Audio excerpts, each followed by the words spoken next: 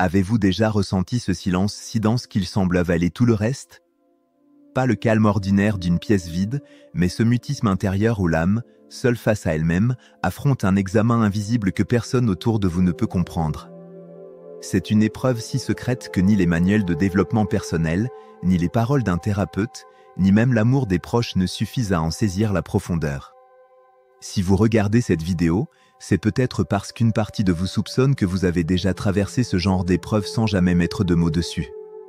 Avant de plonger plus loin, laissez-moi vous dire ceci, ici, nous explorons ce que beaucoup n'osent jamais approcher, les vérités cachées derrière les apparences. Si vous voulez continuer à voyager dans ces profondeurs avec moi, prenez un instant pour vous abonner à cette chaîne. C'est un simple geste, mais cela vous garantit de ne rien manquer des révélations que nous allons partager ensemble. Car ce dont nous parlons ici n'est pas une souffrance banale, ni un simple passage difficile de l'existence. Il s'agit d'une initiation silencieuse, un test psychique si exigeant qu'il reconfigure totalement l'être. C'est un processus que j'ai observé au fil des années, certaines âmes, sans même en être conscientes, franchissent une porte invisible. Elles se retrouvent confrontées à une douleur intérieure qui ne laisse aucune cicatrice visible, mais qui transforme leur essence même. Une sorte de seconde naissance psychologique discrète, secrète, mais puissante. Peut-être que vous aussi, sans le savoir, vous avez déjà franchi ce seuil. Ce n'est pas écrit sur votre visage, mais dans la manière subtile dont vous traversez le monde. Dans la profondeur silencieuse que les autres ressentent en vous, sans jamais pouvoir la nommer. Ces transformations intérieures ne se célèbrent pas par des trophées ou des applaudissements. Elles se reconnaissent dans l'énergie calme, dans la présence nouvelle qui émane de ceux qui ont survécu à la tempête. Ce voyage ne commence pas dans le bruit, mais dans les interstices du silence. C'est quand tout s'effondre, quand la personne que vous croyez devoir devenir disparaît, que vous réalisez qu'en réalité, une autre version de vous vivait déjà en secret à l'intérieur. Alors la vraie question n'est pas « suis-je digne de cette transformation ?» mais « suis-je capable de reconnaître qu'elle a déjà commencé ?» Comme un arbre frappé par la foudre qui, au lieu de se réduire en cendres, en ressort plus solide, l'âme apprend à puiser sa force dans ce qui semblait devoir la briser. Ce n'est plus une résistance rigide qui craque sous la pression, mais une souplesse nouvelle qui accepte de plier, d'intégrer la douleur et d'en faire un matériau de croissance. Peu à peu, on découvre que l'on peut métaboliser l'épreuve, transformer le poison en médecine, le chaos en clarté. Le premier signe de cette renaissance intérieure se révèle dans votre rapport à la solitude. Autrefois, l'isolement ressemblait à une punition cruelle. Aujourd'hui, il devient un sanctuaire. Là où le vide vous terrifiait, il vous offre désormais un espace fertile. C'est dans ce silence que surgissent vos pensées les plus profondes, vos intuitions les plus claires. La solitude cesse d'être un gouffre, elle devient un laboratoire créatif, un temple intime où vous rencontrez les parties de vous-même que la foule et le bruit ne vous laissaient jamais percevoir. Et c'est là que tout change, vous n'avez plus besoin de courir après la validation extérieure. Vous cessez de dilapider votre énergie dans une quête incessante d'approbation. Vous découvrez la paix étrange de ne plus avoir à convaincre qui que ce soit, pas même vous-même, de votre valeur. Cette quiétude nouvelle ne vient pas de la fuite ou de la dépression, mais d'une liberté intérieure profonde, celle d'exister sans masque, en pleine authenticité. Ce signe, ce basculement, est la première preuve que vous avez traversé une initiation que peu de gens reconnaissent. Et à partir d'ici, le voyage ne fait que commencer. Si la solitude se transforme en refuge, un deuxième signe apparaît bien plus dérangeant et exigeant, votre relation avec vos propres ténèbres. Là où, auparavant, vous faisiez tout pour fuir ce que vous portiez de plus sombre, vous découvrez maintenant que l'ombre n'est pas un ennemi à abattre, mais une force à apprivoiser. Pendant des années, nous avons tous essayé de nier ces pulsions, la colère qui bouillonne, le désir de manipuler, la volonté de dominer, la capacité de blesser quand nous nous sentons menacés. Mais lorsque l'épreuve intérieure vous brise et vous reconstruit, quelque chose change. Vous ne détournez plus le regard. Vous osez regarder vos zones les plus obscures avec une honnêteté brutale. Non pas pour vous condamner, mais pour comprendre. C'est ici que se joue une métamorphose subtile mais radicale. Ce qui hier semblait dangereux devient aujourd'hui un combustible. Votre colère, au lieu de tout dévaster, se concentre en un feu sacré. Elle ne détruit plus par hasard, elle brûle uniquement ce qui doit disparaître, les relations qui étouffent votre croissance, les compromis qui vous rapetissaient, les promesses que vous aviez faites à une version de vous qui ne savait pas encore sa vraie valeur. L'énergie qui jadis vous empoisonnait devient une alliée. C'est là l'un des grands paradoxes de ce chemin, plus vous faites la paix avec vos contradictions, plus les autres sentent une intégrité en vous. Même quand vous restez silencieux, votre simple présence impose une vérité que nul ne peut contester. Car vous n'avez plus besoin d'effacer vos contradictions, vous apprenez à les contenir, à les tenir ensemble, comme deux forces opposées qui créent la tension nécessaire à l'évolution. Et dans cette nouvelle posture, un troisième signe se révèle, une étrange immunité à la projection. Vous savez, ces moments où les autres déposent sur vous leurs propres blessures non guéries, leurs peurs, leur colère, leurs désirs inavoués. Autrefois, vous vous seriez laissé happer, accusé de ce qui ne vous appartenait pas, enfermé dans des drames qui n'étaient pas les vôtres. Aujourd'hui, votre conscience s'élargit. Vous reconnaissez immédiatement ces mécanismes. Quelqu'un vous blâme pour sa douleur? Vous percevez que ce n'est pas vous la cause, mais le miroir que vous représentez. Quelqu'un vous charge de ses émotions? Vous savez qu'il s'agit de son fardeau, pas du vôtre. Et au lieu de réagir par la colère ou la justification, vous observez. Avec une lucidité presque scientifique, vous devenez spectateur d'un théâtre que vous connaissez déjà trop bien. C'est là qu'apparaît une compassion nouvelle. Non plus la compassion qui vous engloutissait dans la souffrance des autres, au point de vous perdre vous-même, mais une compassion mature. Celle qui accompagne sans se sacrifier, qui écoute sans se dissoudre. Vous cessez de porter des urgences qui ne vous appartiennent pas. Vous ne confondez plus aider et vous anéantir. Cette capacité à vous tenir en retrait, certains la jugeront comme de la froideur. Mais vous savez, au fond, que ce n'est pas de l'indifférence. C'est une clarté. La clarté de vos limites. La sagesse de ne plus dilapider votre énergie pour maintenir en équilibre des vies qui ne sont pas les vôtres. Car vous avez compris, soutenir quelqu'un ne veut pas dire lui éviter ses leçons. Là où autrefois chaque crise d'autrui devenait la vôtre, vous accueillez désormais les tempêtes des autres avec un calme étrange. Vous voyez leurs peurs, leurs contradictions, leurs luttes, mais vous savez que chacun doit marcher sur ses propres braises. Vous ne prenez plus leurs incendies comme vos urgences. Et dans ce détachement, il n'y a ni arrogance, ni jugement, seulement la reconnaissance que chacun doit affronter son chemin. C'est ainsi que l'on découvre une force insoupçonnée, celle d'exister sans se laisser envahir. Et ce n'est encore que le début. Lorsque l'on cesse de se perdre dans les projections des autres, une nouvelle mutation se produit, presque imperceptible au départ, notre rapport au temps se transforme radicalement. Avant, vous viviez les heures comme un ennemi à combattre, une ressource à gérer ou à gaspiller. Chaque minute semblait être une monnaie rare qu'il fallait accumuler ou dépenser avec angoisse.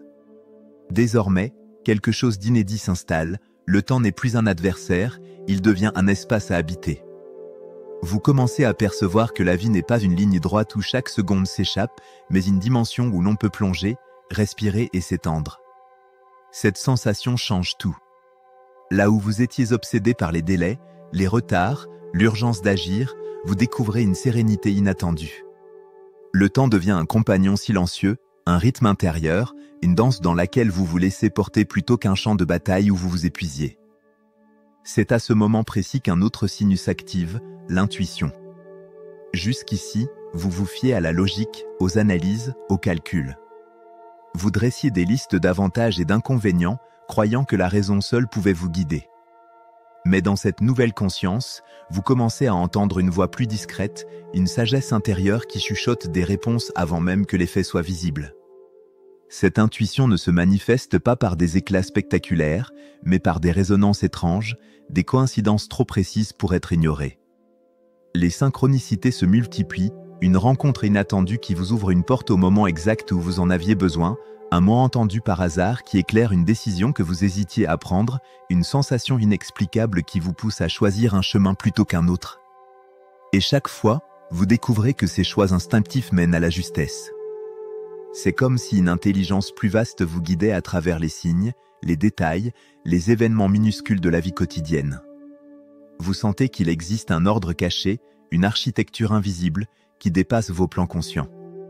Ce n'est pas de la superstition, mais une sensibilité affinée, votre esprit capte désormais ce que d'autres appellent hasard, mais que vous reconnaissez comme une direction subtile. L'intuition devient alors un outil de discernement. Vous apprenez à distinguer la voix de l'ego blessé bruyante, exigeante, avide de reconnaissance de la voix du soi profond calme, douce et d'une évidence désarmante. Cette guidance intérieure n'a pas besoin d'arguments, elle se ressent. Elle vibre dans le corps comme une certitude silencieuse. Petit à petit, cette nouvelle écoute vous donne accès à un champ plus vaste. Vous percevez les couches invisibles des êtres et des situations. Vous ne vous arrêtez plus aux mots prononcés, mais vous entendez les silences entre les phrases, les émotions sous-jacentes, les intentions voilées. Votre regard se pose au-delà de l'apparence immédiate. Vous captez ce qui se joue derrière la scène, dans l'invisible. Et ce qui autrefois vous aurait pris des jours de réflexion devient clair en un instant. Vous n'avez plus besoin de vous noyer dans des comparaisons ou des hésitations interminables. Vous suivez ce fil intérieur qui semble connecté non seulement à votre histoire personnelle, mais à quelque chose de bien plus ancien, de collectif, comme une mémoire de l'humanité dont vous seriez le relais. C'est ici que l'on comprend la véritable bascule. Ce n'est plus vous qui cherchez désespérément à contrôler le monde, c'est la vie elle-même qui vous guide, pour peu que vous sachiez écouter. Cette intuition, nourrie par les synchronicités et les silences, devient une boussole intérieure plus fiable que tous les calculs. Et à mesure que ce lien s'approfondit, une nouvelle manière de vivre s'ouvre à vous. Une manière où chaque événement, même minuscule, peut contenir un message. Une manière où le temps cesse d'être une prison et devient un engage. Une fois que l'intuition s'installe comme une boussole intérieure, un autre signe se révèle, encore plus profond, votre relation avec la fin et le recommencement. Autrefois, chaque perte, chaque rupture, chaque effondrement semblait être une tragédie, un gouffre dont vous ne saviez pas si vous sortiriez. Aujourd'hui, vous commencez à reconnaître un rythme secret, une loi invisible. La vie n'avance pas en ligne droite, elle respire par cycles, par mort et renaissance successives. Ce que vous appeliez « fin » devient en réalité une porte. Vous comprenez que ces moments où tout se dissout, où vos repères disparaissent, ne sont pas des destructions pures, mais des préambules. Le vide n'est plus une punition, il devient une matrice. Comme une terre brûlée qui prépare la germination d'une nouvelle saison, vous découvrez que l'effondrement porte en lui-même la promesse d'une expansion future. C'est ainsi que votre rapport à l'incertitude change radicalement. Là où vous recherchiez autrefois des garanties, des certitudes, des plans bétonnés, vous entrez désormais volontairement dans l'inconnu. Vous ne le fuyez plus. Vous le rencontrez. Vous reconnaissez que les plus grandes transformations naissent dans cette zone grise entre une décision et son résultat, dans ce passage où rien n'est encore stable. Dans cet espace d'incertitude, un paradoxe s'ouvre. Au lieu de perdre votre énergie à vous agripper à ce qui s'écroule, vous apprenez à canaliser vos forces vers ce qui germe. Vous cessez de disperser vos ressources vitales dans 1000 engagements épuisants. Vous apprenez à dire non, à choisir, à protéger ce qui est essentiel. Comme un jardinier attentif, vous plantez vos graines au bon endroit et vous attendez, confiant, que la croissance prenne le temps qu'il faut. Et avec cette patience nouvelle, votre créativité se transforme. Ce n'est plus une course pour prouver votre valeur ou obtenir l'approbation extérieure. La création devient un acte sacré, une communion avec la force vitale qui vous traverse. Vous ne créez plus pour être reconnu, vous créez parce que ne pas créer serait vous trahir. Chaque geste créatif devient une offrande à la vie, une expression de cette force mystérieuse qui palpite en vous. Ce basculement est immense. Autrefois, la créativité pouvait être contaminée par l'ego, par la comparaison, par l'obsession de réussir. Maintenant, elle s'élève comme une source libre. Vous écrivez, vous peignez, vous inventez, vous imaginez, non pas pour prouver quoi que ce soit, mais parce que vous avez trouvé dans l'acte créatif une manière de respirer. Et plus vous alignez vos créations avec votre vérité intérieure, plus elles résonnent, sans effort, avec le monde autour de vous. Vous acceptez aussi que ce processus n'est pas linéaire. Vous revisiterez les mêmes thèmes, les mêmes blessures, les mêmes questions, encore et encore. Mais chaque retour se fait à un niveau plus profond, comme une spirale qui descend vers le cœur de l'être. Cette conscience nouvelle vous donne une patience inédite, vous ne jugez plus vos lenteurs, vos silences, vos périodes de stagnation. Vous savez que ce sont des incubations nécessaires. Ainsi, la mort symbolique cesse d'être une ennemie. Elle devient une alliée. Chaque fois qu'un chapitre de votre vie s'achève, vous ne tremblez plus devant le vide. Vous savez qu'il prépare une renaissance. Vous n'espérez plus que les choses durent éternellement, vous honorez leur passage. Car vous avez compris, l'essence même de la vie, c'est ce mouvement perpétuel de dissolution et de renouveau. Et dans cette danse avec le cycle, votre regard s'ouvre encore davantage. Vous commencez à percevoir que votre propre transformation intérieure n'est pas isolée, elle fait partie d'un rythme universel, d'une respiration plus vaste. Vous n'êtes pas seulement en train de renaître vous-même, vous participez à une symphonie plus grande où chaque fin prépare un commencement. Vient alors un 5e signe, et non des moindres, la libération du carcan de la validation extérieure. Durant de longues années, votre estime de vous-même a peut-être oscillé au rythme des regards, des éloges et des critiques. Un mot bienveillant vous gonflait d'orgueil, une remarque blessante suffisait à tout faire vaciller. Comme si votre valeur dépendait en permanence du miroir des autres. Mais à ce stade du chemin, ce besoin se dissout comme une vieille illusion. La reconnaissance extérieure perd son emprise. Non pas parce que vous êtes devenu insensible, mais parce que vous avez découvert un centre plus profond, une source de stabilité que rien ni personne ne peut vous enlever. C'est ce que l'on pourrait appeler l'autorité intérieure. Une force calme qui se lève en vous et affirme « Je suis ». Non pas « Je suis parce qu'on m'applaudit » ou « Je suis parce qu'on m'approuve », mais « Je suis » indépendamment de tout verdict. À partir de là, les louanges cessent de vous enivrer et les critiques cessent de vous détruire. Les deux deviennent des informations neutres que vous pouvez accueillir sans les transformer en jugement définitif. Cette libération est gigantesque. Imaginez toute l'énergie que vous dépensiez jadis à gérer votre image, à anticiper les réactions, à corriger vos gestes pour plaire. Désormais, cette énergie est libérée, disponible pour autre chose, pour créer, pour aimer, pour avancer. Vous ne vivez plus dans le souci de la performance, vous habitez votre authenticité. Et cette authenticité devient non négociable. Vous ne jouez plus de rôle pour obtenir l'approbation. Vous ne travestissez plus vos mots, vos envies, vos choix pour correspondre aux attentes. Il y a en vous une intégrité nouvelle, celle de choisir le rejet plutôt que le mensonge, celle de préférer la vérité nue à l'acceptation superficielle. Ce changement se reflète jusque dans votre corps. Votre manière de marcher, de parler, de respirer se transforme. Un ancrage s'installe. Vous occupez l'espace avec une assurance tranquille, non pas celle de la domination, mais celle de quelqu'un qui s'appartient entièrement. Votre présence dit silencieusement « Je ne suis plus à vendre ». Et c'est là un tournant décisif. Car autrefois, chaque fois que vous fixiez une limite, vous étiez rongé par la culpabilité. Vous aviez peur de blesser, de décevoir, de perdre l'amour. Mais aujourd'hui, cette culpabilité se dissout. Protéger votre énergie n'est plus un caprice, c'est une évidence. Comme on protège un trésor, comme on veille sur une source d'eau claire dans un désert. Vous commencez aussi à discerner avec une lucidité nouvelle les personnes, les situations, les projets qui méritent votre énergie et ceux qui ne font que l'épuiser. Là où vous vous dispersiez auparavant dans des engagements inutiles, vous devenez sélectif, non pas par orgueil, mais par sagesse. Vous savez que votre vitalité est sacrée et qu'elle ne doit pas être dilapidée. Cette souveraineté intérieure change la manière dont les autres vous perçoivent. Certains vous trouveront plus distants, moins accessibles. Mais ceux qui cherchent une connexion authentique sentiront immédiatement la solidité de votre présence.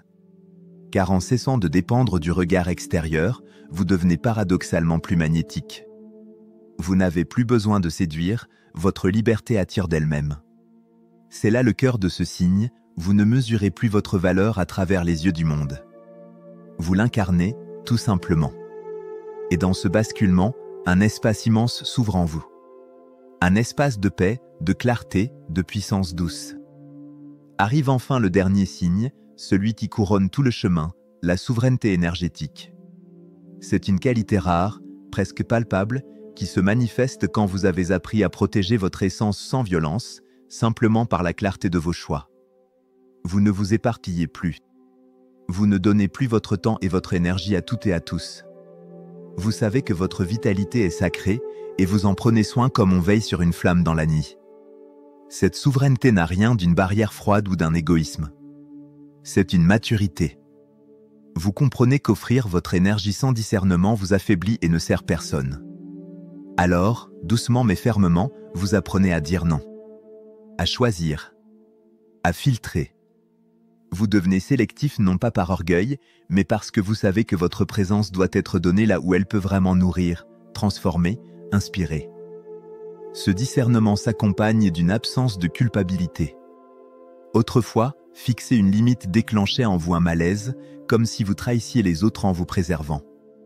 Aujourd'hui, vous sentez que c'est l'inverse, vous vous trahiriez vous-même en laissant tout le monde siphonner votre énergie. Vous avez appris que protéger votre espace intérieur, c'est honorer la vie qui circule en vous. Dans cet état, même votre rapport à la souffrance se transforme. Là où vous cherchiez autrefois à l'éviter à tout prix, vous la rencontrez maintenant comme une enseignante. Vous n'allez pas courir après la douleur, mais quand elle surgit car elle surgira toujours vous l'accueillez.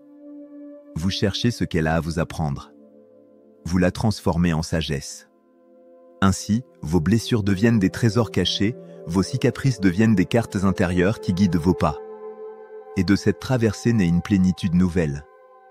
Pas une perfection immobile, mais une complétude vivante. Vous ne cherchez plus à être irréprochable. Vous n'espérez plus effacer vos contradictions. Vous les habitez. Vous devenez entier. Ceux qui croisent votre route ressentent cette profondeur étrange, ce calme magnétique. Vous n'avez pas besoin de le dire, votre simple manière d'être devient un témoignage silencieux de ce que signifie l'évolution consciente. C'est cela, la véritable initiation, non pas échapper à la douleur, mais apprendre à la transformer en force, en clarté, en amour. Comprendre que la vie ne se mesure pas par les victoires visibles, mais par la capacité à renaître après chaque effondrement. À marcher à travers le feu et à en ressortir, non pas indemne, mais transfiguré. Si vous vous reconnaissez dans ces signes, sachez une chose, vous avez franchi une épreuve que peu d'êtres humains savent nommer. Vous êtes devenu un exemple vivant de résilience, un modèle silencieux qui prouve aux autres qu'une transformation profonde est possible. Et pourtant, ce chemin n'est pas un aboutissement, ce n'est que le commencement d'une nouvelle phase. Vous avez atteint une maturité intérieure qui vous permet enfin d'habiter pleinement votre existence. Et maintenant, laissez-moi vous inviter à aller plus loin. Si cette vidéo a résonné avec vous, si vous sentez que ce voyage intérieur éclaire le vôtre, abonnez-vous à cette chaîne. Ici, nous explorons ensemble ces vérités cachées, ces révélations que peu osent aborder, mais qui changent à jamais notre manière de vivre. Votre abonnement est bien plus qu'un clic, c'est une manière de rejoindre une communauté d'âmes en quête d'authenticité et de profondeur.